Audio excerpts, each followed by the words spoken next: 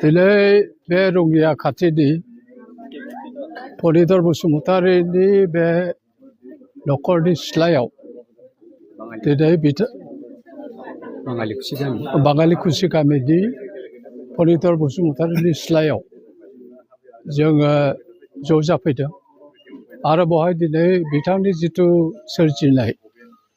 जेरै माने ककबरक आरो बर' मोननै रावनि मोनसे सोदोब बिहुं बायदि बेखौ बेखेवनायनि हाबाफारि लानाय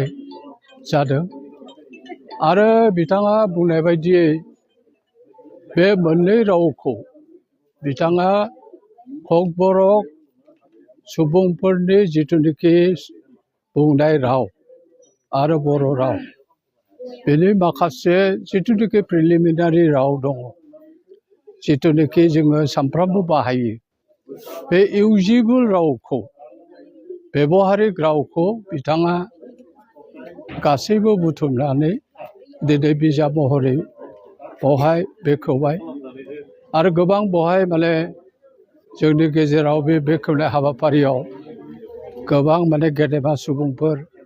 रङिया जिल्ला बर' थुनलाइ आफादनि बिबानगिरिफोरजों लोगोसे बे ओनसोलनि माखासे गुबुन गुबुन रावारि सुबुंफोरनि बेवहाय नुजाथिदों जों जोबोर गोजोननाय मोनदों जे बर' रावा दिनै भारत संबिजिरनि 80 फारियाव हाबनायनि उनाव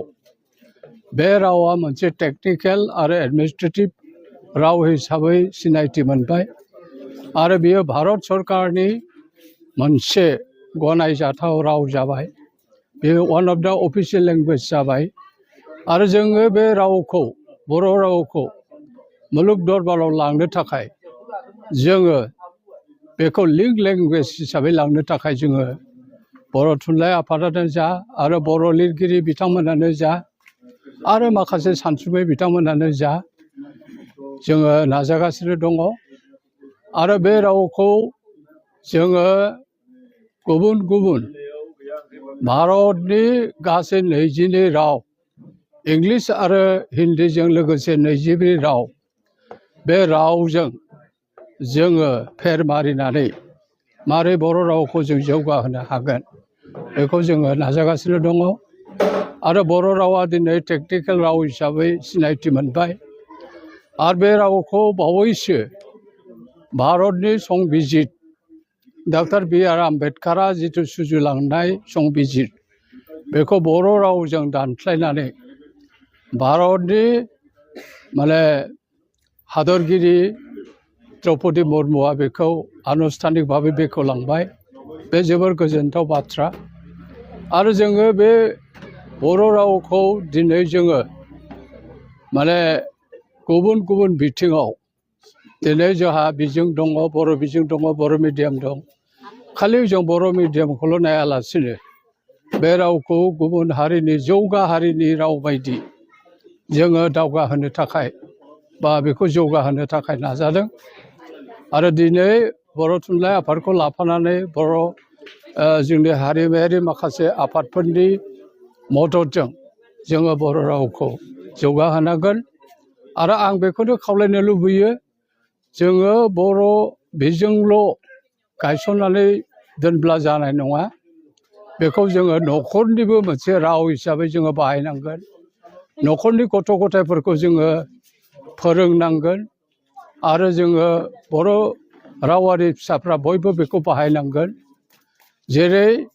बे रावखौ जुदि जों बाहायाब्ला गावनि बिमानि रावखौ जुदि बाहायाब्ला जोङो बे रावखौ मोनसे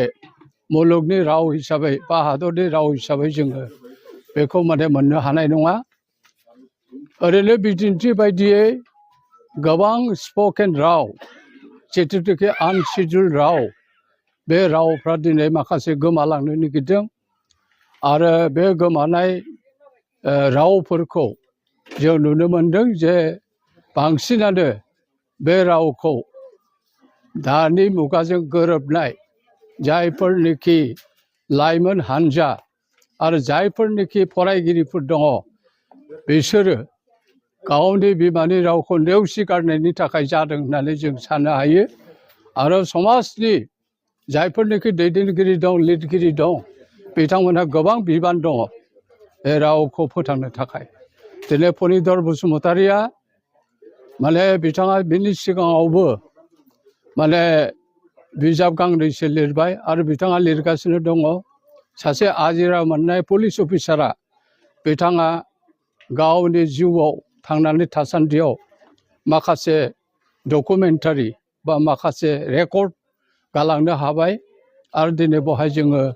बे डिमासा आरो बर' बेनि गेजेरनि जिथुनाखि सोदोब बिहुं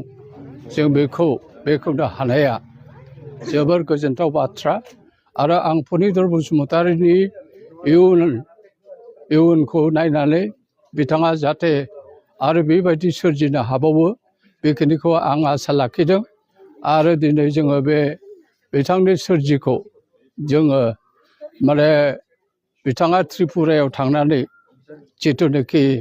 गासै खामानिखौ मावफुंनानै दिनै बे रङिया जिल्लानि आन्दारावनो बिथाङा गावनि न'खराव बेखौ बेखेवनो हाबाय बे गोजोनथाव बाथ्रा आरो जों दिनै जोबोर गोजोननाय मोन्दों।